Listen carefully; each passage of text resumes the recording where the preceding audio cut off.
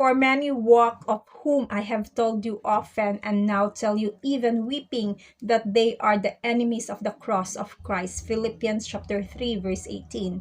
We are called to a heavenly walk of holy watchfulness that is pleasing to the Lord and honors his name. However, the sinner that rejects his offer of salvation, or the worldly-minded Christian that chooses to engage in a carnal lifestyle, live as the enemies of the cross of Christ to their own disadvantage and detriment.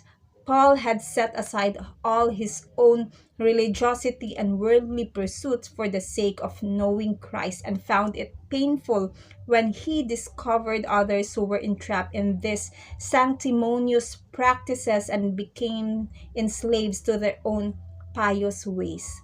Indeed, Paul grieved for those that had reverted from the freedom of living by grace back to the slavery of living under the law, and in his distress he wept about them, calling them enemies of the cross of Christ. He had often told these Philippian believers of the increasing numbers who were fallen from grace and not walking in the way of righteousness. During Jesus' earthly walk, he reminded his followers that either we are for him or we are against him.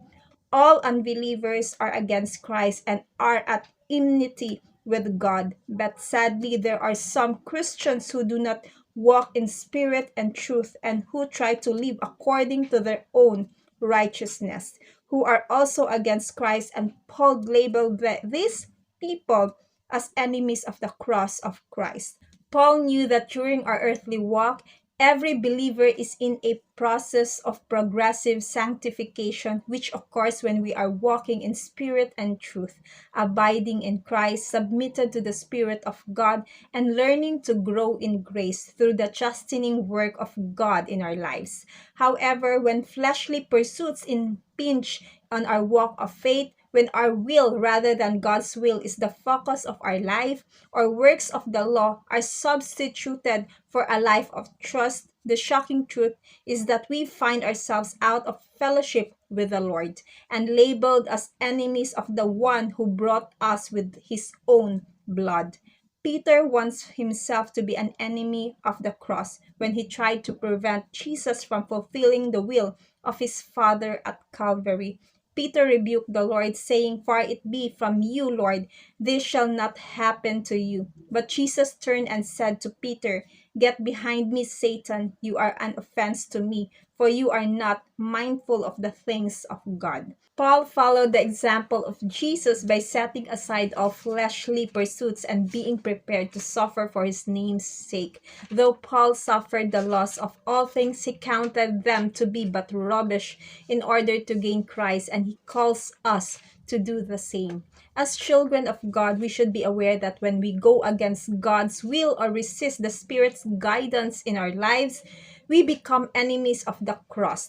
Jesus himself is the shining example of a man that was ready to say, "Thy will not mine be done." And Paul, the apostle to the Gentiles, demonstrated a passionate desire to know Christ and to be found in him for his praise and glory.